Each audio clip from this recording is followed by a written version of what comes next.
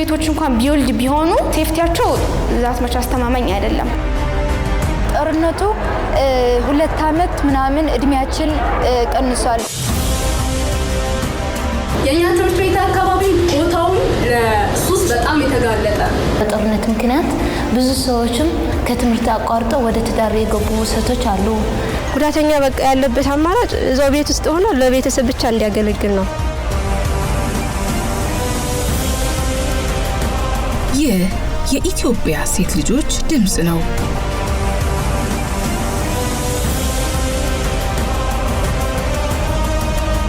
ሰው ሳለች ሰብአዊ መብቷ የተገረሰሰ፣ ሙሉ ሳለች ታናሽ ተደርጋ የተሳለች፣ ልማዳዊ አስተሳሰብ የተጫናት ሴት ልጅ፣ ፍትህ የተነፈጋት ሴት ልጅ፣ ተፈጥሯዊና ሰው ሰራሽ አደጋዎች ዙሪያዋን ያጠሩባት፣ ግና ለመብቷ ልትታገል ቆርጣ የተነሳች፣ ለፍትህ ለእኩልነት ልትታገል ጥሳ የወጣች ሴት ተማሪ። አሁን ለምሳሌ ትንሽ ኢኮኖሚያቸው ቀነስ ካለ በቃ ሂጅና ስራ ሰርተሽ መጪ ነው የሚሉት እንጂ ትምህርት ተማሪ ተምረሽ እንደዚህ ትጦርኛለሽ ብለው አያስቡም። ይህ በመላ ኢትዮጵያ የሚገኙ ሴት ተማሪዎች ዕለት ዕለት የሚጋፈጡት እውነት ማሳያ መስታወት ነው።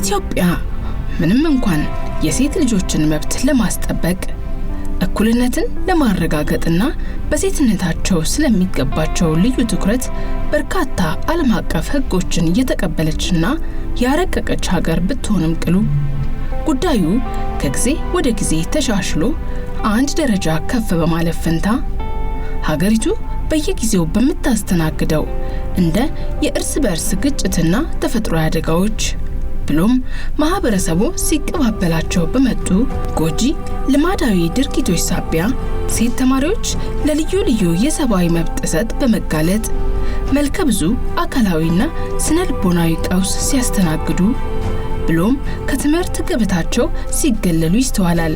የሴት ልጆችን መብት ጥሰት መከላከልና ደህንነቱ የተጠበቀ አካባቢን በመፍጠር በተለይ የተሟላ ትምህርት ለሁሉም ሴት ልጆች እንዲዳረስ የማድረግ ቀዳሚውን ድርሻ የሚወስደው መንግስት ይሁን እንጂ ኃላፊነቱ እታች ካለው ማህበረሰብ ጀምሮ የሲቪል ማህበረሰብ ተቋማትና መንግስታዊ ያልሆኑ ድርጅቶችም ድርሻቸው ግዙፍ ነው።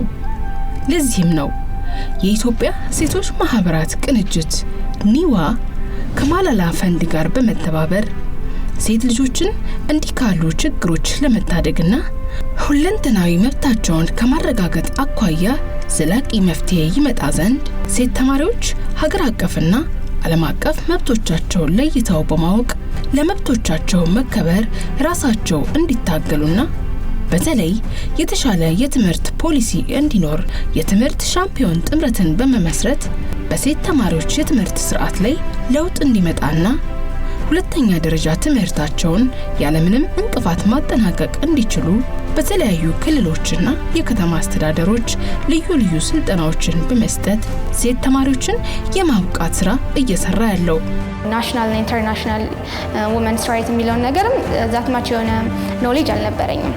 ከዛ ኔዋ ባደረገችው ስልጠና መሰረት ስልጠናውን ካገኘው በኋላ መጀመሪያ ችግሮቼን አክሰፕት ማድረግ እንዳለብኝ ከዛ ችግሮቼን አክሰፕት ካረኩ በኋላ ይሄ ችግር የኔ ችግር ነው ወይስ የሌሎች ጓደኞቼም ችግር ነው የሚለውን ከሴት ጓደኞቼ እንዲሁም ደግሞ ከፋሚሊ ጋር ያንን ችግር ሼር ማድረግ ማውራት ዲስከስ ማድረግ ከዛ በኋላ ዲስከስ ካደረግን በኋላ ለሚመለከተው አካል አሳውቀን እነሱ ደግሞ ለኛ ምላሽ እንዲሰጡን ምላሽ ካገኘን በኋላ ደግሞ ኦኬ የኛ ችግር ተፈታልን ሌሎች ሴቶቻችንስ እንዴት ነው የሚለውን ለሌሎች ሴቶች እንዴት ግንዛቤ መስጠት እንዳለብን እነዚህን ሁሉ ነገሮች ከስልጠናው ተምሬያለሁ። ብዙ አካላቶች ተገኝተው ነበር እዛ ቦታ ላይ ማለት ነው እና ከነሱ ጋር በቃ ፍሪ የሆነ ውይይት ነው ያደረግነው።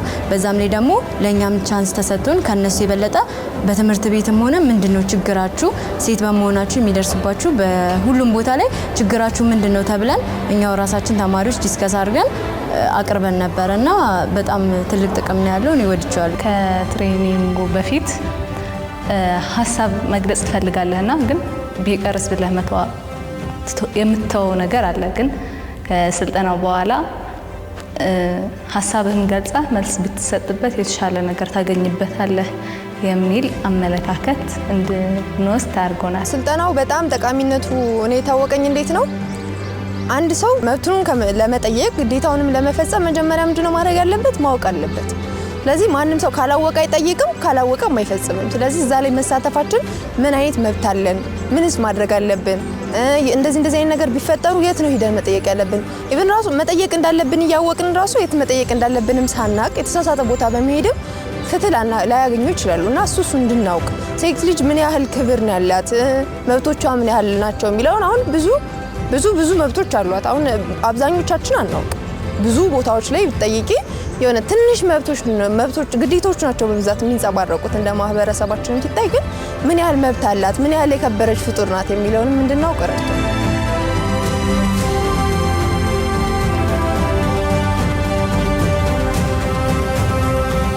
ስልጠናውን ከወሰድኩ በኋላ ሰዎችን እንኳን እንዴት ማናገር እንዳለብኝ ለሰዎች ምን አይነት ፊድባክ ብሰጥ እነዛ ሰዎች ይቀበሉታል፣ ከዛ በኋላ ሰዎችን እንዴት መብቴን ላስከበር እችላለሁ የሚለውን ነገር ማወቅ ሲጀምር ነገሮች ሁሉ መስተካከል ጀመሩ። አልናገርም ነበር፣ በውስጤ ነበር ሁሉንም ነገር ይዤ እንትን እምለው ማለት መማረው ማለት ነው።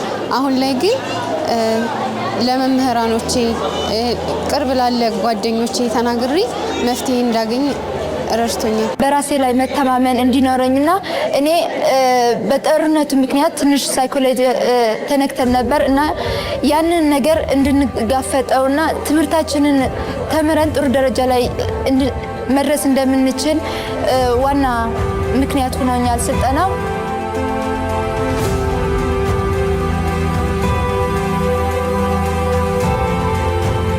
በስልጠና የተገኘውን ውጤት ታዲያ በአካል ከተሳተፉ ሴት ተማሪዎች ባለፈ ትሩፋቱን ለአቻዎቻቸው የማካፈልና አድማሱን የማስፋት ሂደትም ነበረው።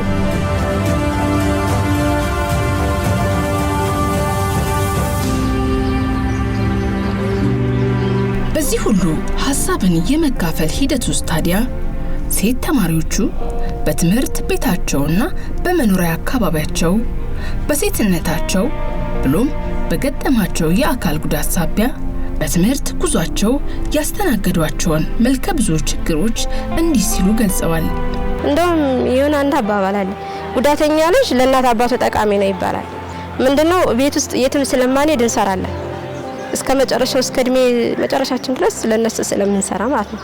ቤት ውስጥ የተለያየ ስራ ስለምንሰራ ያ ደግሞ እኛን ነው የሚጎዳል፣ ለነሱ እንጠቅማቸዋለን።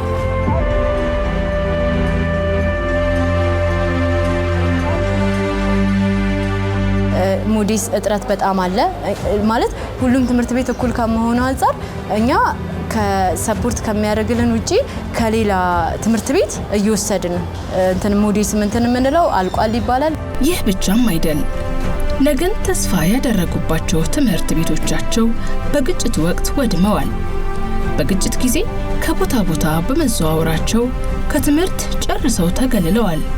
ግጭት ሲበርድ የተስተጓጎለ ትምህርታቸውን ለማካካስ በሚደረግ የተዋከበና ጥራት የጎደለው የትምህርት አሰጣጥ ሌላም ይህ ሁሉ ዶሴ በየጊዜው ያሉ ሴት ልጆች ሲጋፈጡት የኖሩት በልዩ ልዩ ጫና ምክንያት ፈንቅሎ የወጣ ብዙት የወለደው የዘመናት ጥያቄ ነው።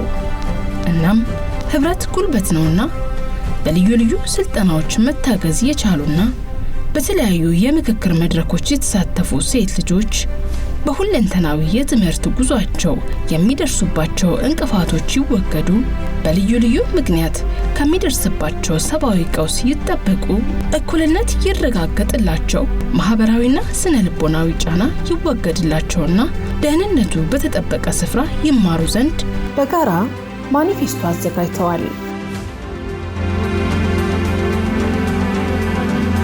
የመጀመሪያ የማኒፌስቶ ደስ የሚለው ነገር ሁሉንም የሀገሪቱን ተማሪዎች ሴት ተማሪዎች ያቀርባል። ኢንክሉሲቭ ነው፣ ደስ ይላል። ሁለተኛው ደግሞ ከዛ እንዴት ነው ሼር ስናደርግ የነበረው ሁላችንም የየራሳችንን አስኮች ይዘናል በየክልላችን። እነዛን አስኮች በአንድ ቴብል ላይ በመሆን እነዛን ችግሮቻችንን ሁላችንም ሼር አደረግንና ኮመን የሆነው የትኛውን ነው የሚለውን አይደንቲፋይ አደረግንና ጀስት እንደ ገርልስ ማኒፌስቶ ሆኖ ወጣ ማለት ነው። ገርልስ ማኒፌስቶ ላይ ሪኮመንድ ያደረገው ነገር የመጀመሪያው ሴኩሪቲና ፕሮቴክሽን ነው። ተማሪዎች ወደ ትምህርት ገበታቸው ሲሄዱም ሆነ ሲመለሱ በሰላም ደርሰው እንዲመጡ እንዲሁም ደግሞ ጥራቱን የጠበቀ ሴፍ የሆነ ኦፖርቹኒቲ የትምህርት እድል እንዲያገኙ።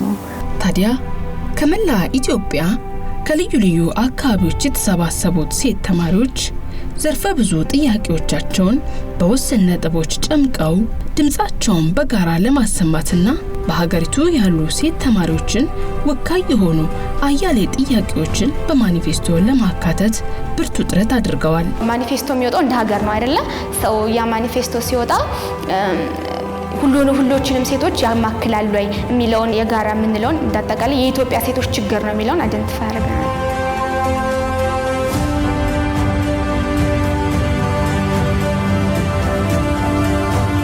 የሴት ልጆች መብት በተጠበቀበት እኩልነት በተረጋገጠበት ዓለም ውስጥ ለውጥ ከግለሰብ አልፎ ለሀገር ሲተርፍ ተመልክተናል። ሴት ልጆች ከፊት ሲሆኑ ሚዛናዊነት ሲበረታ፣ ተራማጅ ሐሳብ ሲጎለብት ታዝበናል። ሴት ልጅ ማስተማር የተሻለ ሀገር መፍጠር ነውና የሴት ልጆችን መሰረታዊ ጥያቄዎች በአፋጣኝ በመመለስና እኩልነትን በማረጋገጥ የተሻለ ነገን መፍጠር ምርጫ የሌለው ጉዳይ ነው። እናም በማኒፌስቶ የቀረቡ የሴት ተማሪዎቹ ጥያቄዎች ለነገ ይደር የማይባሉ አፋጣኝ የመንግስትንና የፍትህ አካሉን መልስ የሚሹ አንገብጋቢ ጉዳዮች መሆናቸው ልብ ይለዋል። በየትምህርት ቤቱ ሴፍ ፕሌስ ተሰርቶ ልጆች ትምህርት ቤቱን እንደ ትምህርት ቤት ሳይሆን እንደ ቤታቸው እንደ ራሳቸው ሞዴስ በየወርወሩ ያለምንም ክፍያ ያለምንም መሳቀቅ ያለምንም መሸማቀቅ በነፃነት እንዲታደለላቸው ንጹህ የሆነ መጸዳጃ ቤት እነዚህ ነገሮችን በጣም እጠብቃለሁ። መጀመሪያ ከወላጅ እንጀምር። ወላጆች በቃ ሴት ተማሪዎች ነን ቤት ውስጥ ያሉ ነገሮችን በመቀነስ ትምህርታችን ላይ ፎከስ እንድናደርግ ቢያደርጉ። ከወላጆች ቀጥሎ የምንገናኘው ከመምህራን ጋር ነው። መምህራንም ትምህርታችን ላይ የበለጠ እንደው ፍላጎት እንዲኖረን እንድንማር የተለያዩ ነገሮችን ቢያግዙን። ከመምህራን ቀጥሎ ወዲት ነው ወደ አስተዳድሮች ነው አይደል የሚሄደው። አስተዳድሮችን በቃ እኛ ሴት ተማሪዎች ትምህርታችን ላይ የተለያየ ፍቅር እንዲኖረን በትምህርትም ፖዚቲቭ የሆነ አስተሳሰብ እንዲኖረን የተለያዩ ነገሮች ሜንታላችን ላይ ቢሰራ። ወደ ፍትህ አካላት ስንሄድ በቃ ተገቢው ነገር በህጉ መሰረት ተገቢው ነገር እንድናገኝ ቢያደርግ።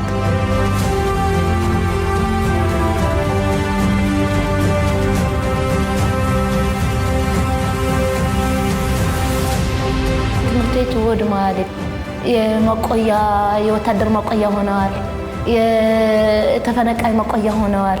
ስለዚህ እነዚህ ቢሰሩ ትምህርት ቤቱ እንደነበረው እንዲታደስ ላይብረሪም እንዲሰራ በየአካባቢው ትምህርት እንዲሰጥ ስለነበረው እንዲታደስ የሴቶች ጉዳያችን ሆኖ በትልቅ ጉዳይ ተይዞ ትኩረት እንዲደረገው ብቻ አይደለም። መጀመሪያ ከመንገዱ ጀምሮ ብቻ አይደለም። ቱቦ ይበዛል፣ ፖሎች በየመንገዱ ቆመዋል።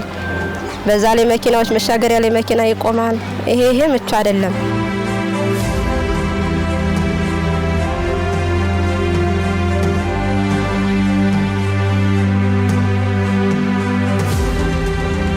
በገጠር አካባቢ በተለይ በገጠር አካባቢ አሁን ምን ትምህርት ቤት ሃይስኩል የሚባል የለም። ኤሌመንታሪ ነው 1 እስከ 8 ነው።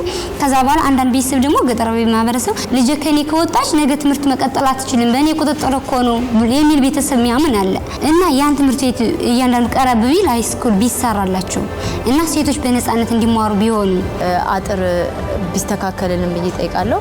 ከዛ ሲቀጥል ቧንቧዎች አብዛኞቹ ናቸው የተሰበሩ ናቸው ማለት የተሰበሩ አሉ፣ የማይሰሩ አሉ። ውሃም የለንም እና በቂ የሆነ ውሃ እንዲሰጠን እንፈልጋለን። በትምህርት ቤታችን ውስጥ ምንም አይነት የውሃ እጥረት እንዲኖር አንፈልግም።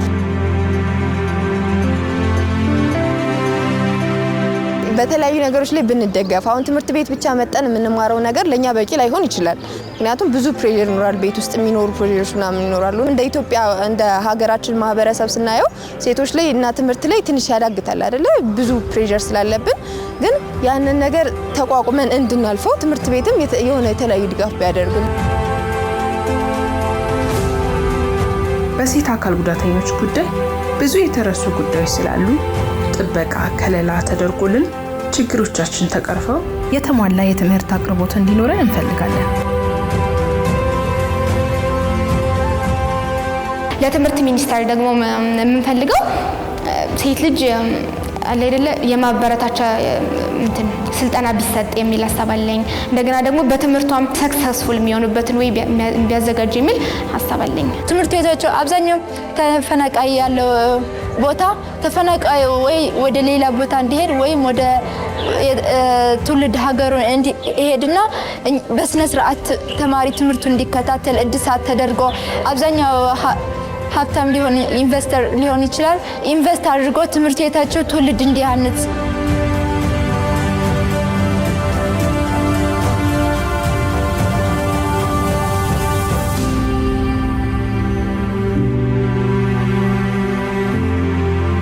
በየትምህርት ቤቱም ለአካል ጉዳተኞችም ሆነ ለዓይነ ስውራንም ሆነ የራሳቸው ላይብረሪ እንዲኖራቸው ብሬን መጻፍም እንዲሟላ በዛ ላይ ደግሞ ችግርም ቢኖርም ችግራቸው ምንድነው አይደለም ችግራቸው ምንድነው ተብለን እንጠይቅ ይቅርና ችግር ደረሰብን ብለን እንኳን ችግር ልንናገር ስንሄድ የሚሰማን የለም እንጂ አጋዥ ቢኖረን ሁሉ ነገር የተመቻቸ ከምንኖርበት ቤት ጀምሮ እስከ ትምህርት ቤቱ ድረስ የተመቻቸ ነገር ቢኖር ይሄ ቢስተካከል ጥሩ ነው። ከአንድ እስከ 8 ባለው ትምህርታችን ውስጥ የምገባ ስርዓቱ ነበር።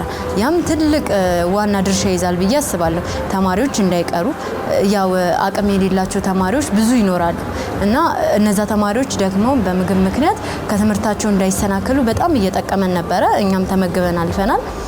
ሃይ ስኩል ላይ ስንመጣ ከ9 እስከ 12 ባለው ደግሞ ይሄ ነገር የለም። አንድ ሴት ተማሪ ካልበላች መማር አትችልም። ግዴታ ለመማር ምግብ ያስፈልጋታል። የፈለገ ወበዝ ተማሪ ብትሆን መማር ብትፈልግም ምግብ ወሳኙ ነገር ነው ለማንኛውም ሰው ማለት ነውና ያቺ ሴት በስነ ስርዓት ቁርስ፣ ምሳ፣ እራት መመገብ ካልቻለች በትምህርቷም እየደከመች ትመጣለች። አልፎም ስራ ለመቀጠርና ህይወቷን ለማሸነፍ ነው የምትሞክረው እንጂ እየተራብኩኝ ልማር የምትል ሴት አለች ብዬ አላስብምና ለሱ ግዴታ ኤሌመንታሪ ላይ የነበረው ምገባ ሃይ ስኩል ላይ ቢኖር ብዬ እንደ ተማሪዎች ይሄ ነገር የሁሉም ሀሳብ ነው ብዬ አስባለሁ።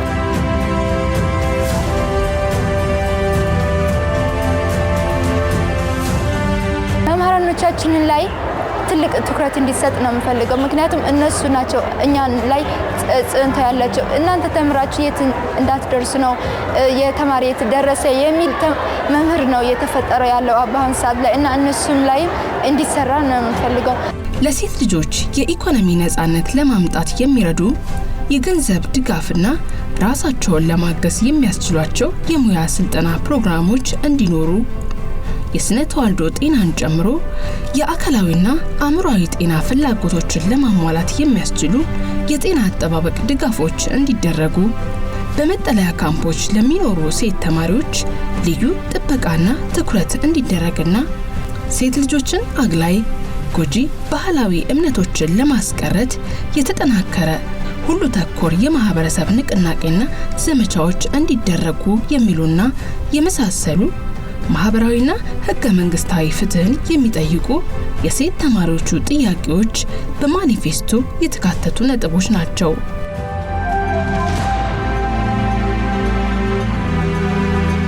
ከዚህ በፊት በነበሩበትም ጊዜ አሁንም ወደፊትም የሴት ልጅ ችግር ይቀጥላል።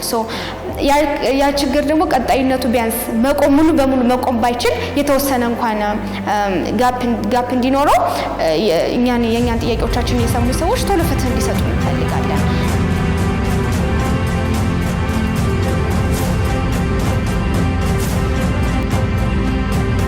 እንደ ትልቅ ባለድርሻ አካላት ስንመለከት ደግሞ የመንግስት መስሪያ ቤቶችም እንዲሁም ሲቪል ሶሳይቲ ላይ ያሉ ሰዎችም ይህንን ኮል ፎር አክሽን አክሴፕት አድርገውት ጥያቄያችን እንደሚመልስ ተስፋ አደርጋለሁ።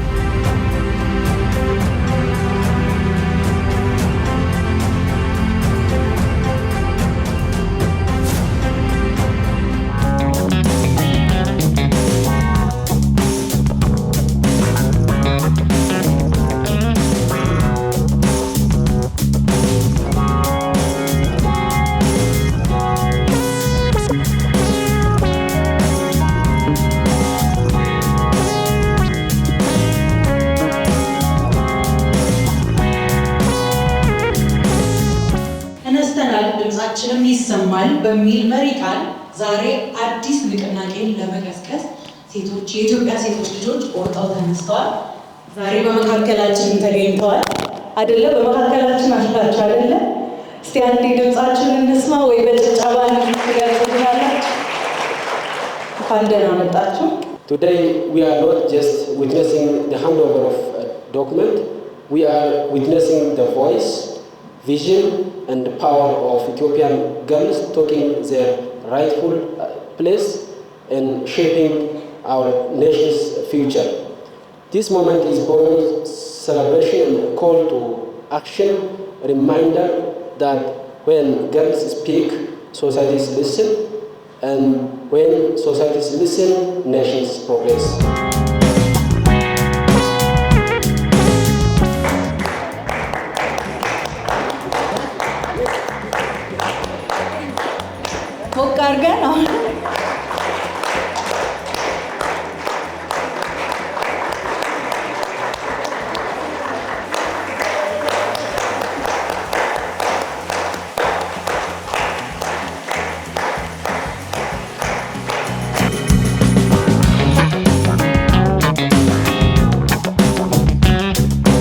በህዝብ ተወካዮች ምክር ቤት 467 ወንበሮች ያሉት ላይ 202 ሴቶች ናቸው ያሉት።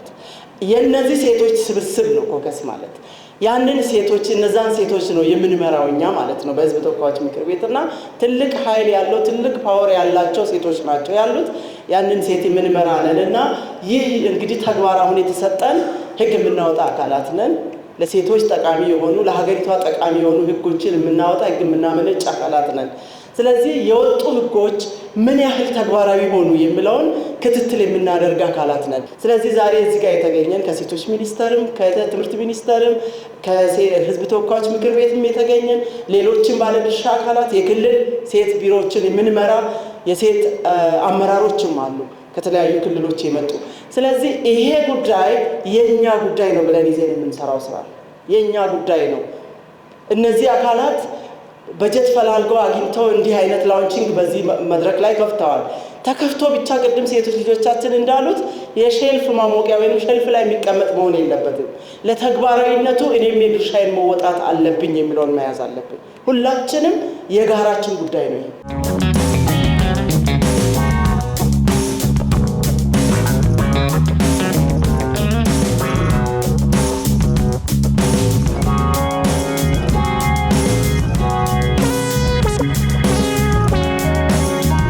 ፕሮግራም አንደኛ የሴቶች ልጆች መብታቸውን አውቀው ጠያቂ እንዲሆኑ ለማድረግ፣ ሁለተኛው ደግሞ ፖሊሲ ሜከርም ይሁን ፈጻሚም እንደኛ ሲቪል ማህበርም ሆኖ በሴት ልጆች ላይ የሚሰራ በማህበር በልማት ላይ የምንሰራ አካላትም ለሴቶች መብቶች ለሴት ልጆች በተለይ በትምህርት ቤት ውስጥ ላሉ የሴት ልጆች መብት ጥያቄ ትኩረት እንድናደርግ ለማስቻል ነው።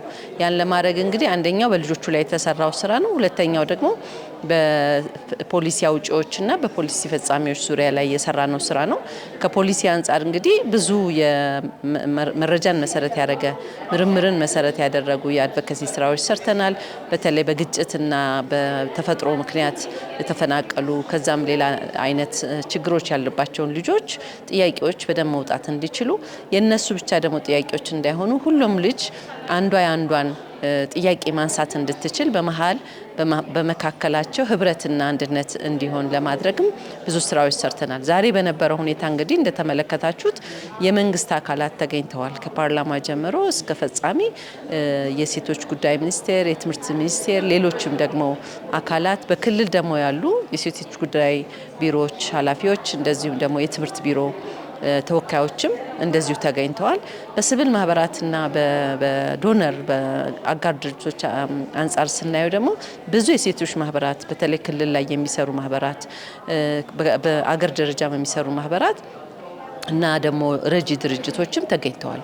ስለዚህ ዛሬ የሴቶች ጥያቄዎች አቅርበናል። ሴት ልጆች ጥያቄዎቻችን ናቸው ያሏቸውን ተወያይተው ያወጧቸውን በአጥኒ በኮንሰልታንት የተሰራ ስራ አይደለም። ይሄ ልጆቹ ራሳቸው ተነጋግረው ያወጧቸው ትኩረት ይሻሉ ብለው ያሰቧቸው ሀሳቦችና ጥያቄዎች ናቸው፣ ፍላጎቶች ናቸው። ስለዚህ ይህን ያህል ከተመጣ እንዴት አድርገን ነው የፖሊሲን ኢንፎርም የሚያደርገው? የሚወጡ እቅዶችን እንዴት ነው እነዚህ የሴቶች ልጆች ሀሳቦች ሊያዳብሩላቸው የሚችሉት ሊታዩላቸው የሚችሉት የሚለውን የኛ የቤት ስራ ነው ማለት ነው። እኛም እንደ ሲቪል ማህበራት ይህንን መግፋት መቀጠል አለብን። በተለይ ደግሞ መሬት ላይ የምንሰራ የሲቪል ማህበራት ድርጅቶች እነዚህን የሴት ልጆች ጥያቄዎች ለመፍታት ስራዎች መስራት አለብን። በአይዲፒ ውስጥ ያሉ ሴት ልጆች ስቲል ትምህርት ቤት ይፈልጋሉ። ትምህርት ቤቶቻቸው የፈረሱ ልጆች ሴት ልጆች ወደ መዳርና ወደ ሌላ ነገር እየገቡ ስለሆነ ዛሬም ደህንነታቸው የተጠበቁ የትምህርት ቦታዎች ይፈልጋሉ። የንጽህና መጠበቂያ የሌላቸው ተማሪዎች ይህንን ጥያቄ አቅርበዋልና እንደዚሁ ደግሞ ማቅረብ የምንችለው መስራት የምንችለው ነገር ካለ እንድንሰራ ነው። ከሁሉ በላይ ግን ያው ትልቁን ድርሻ መንግስት የሚወስድ እንደመሆኑ መንግስት ይህንን ነገር የኔ አጀንዳ ነው፣ የሴት ልጆች አጀንዳ የኔ አጀንዳ ነው ብሎ ተቀብሎ እንደገና ደግሞ በእቅዱ በፖሊሲው በበጀቱ ሁሉ እንዲካተት ነው ተስፋ የምናደርገው ማለት ነው። ጾታዊ ጥቃትን ለመከላከል ጾታዊ ጥቃትና ጎጂ ልማዳዊ ድርጊትን ለመከላከል ለወላጅ ለአካባቢው ማህበረሰብ ለትምህርት ቤት ማህበረሰብ ተብሎ ተለይቶ ግንዛቤ የመፍጠር የመግባባት አብሮ የመስራት ነገሮች በጣም በሰፊው እየተካሄዱባቸው ናቸው። ሰነዶች ተዘጋጅተውላቸው ካሉ ነገሮች አንፃር የተነሱት የምቹ የትምህርት ቤት አካባቢን ለመፍጠር የውሃ አቅርቦትን ለማሟላት በዋሽ ፕሮግራምን በትምህርት ቤትን በባለ ሀብትም እየተሰሩ ያሉ ነገሮች በጣም ብዙ ናቸው። በጣም ብዙ ይሁኑ እንጂ በጣም ብዙ አይደል ትምህርት ቤት ያለ።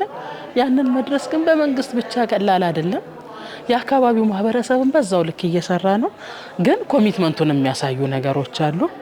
አሁን ደግሞ እነዚህን ጥያቄዎች ስናገኝ የበለጠ አቅማችንን አጠንክረን ኦልሬዲ ኮሚትመንቱ አለ። የተጀመሩ ጥያቄዎች ናቸው። የተጀመሩ የማረፊያ ክፍሎች፣ የወር አበባ ንጽህና መጠበቂያ ክፍሎች በሰፊው እየተሰሩ ነው። ዛሬ እንደ አንድ የመጀመሪያው ሎንቺንግ ወይም ደግሞ ምረቃ ብለን ብናስበው፣ ነገር ግን ብዙ ደግሞ ያልመጡም ደግሞ ሊሰሙ የሚገባም ባለጉዳዮች እና የጉዳዩ ባለቤቶች አሉና ከነሱ ጋር ቀጣይ የሆኑ ውይይቶች ይኖሩናል፣ ስብሰባዎች ይኖሩናል ብለን ነው የምናስበው።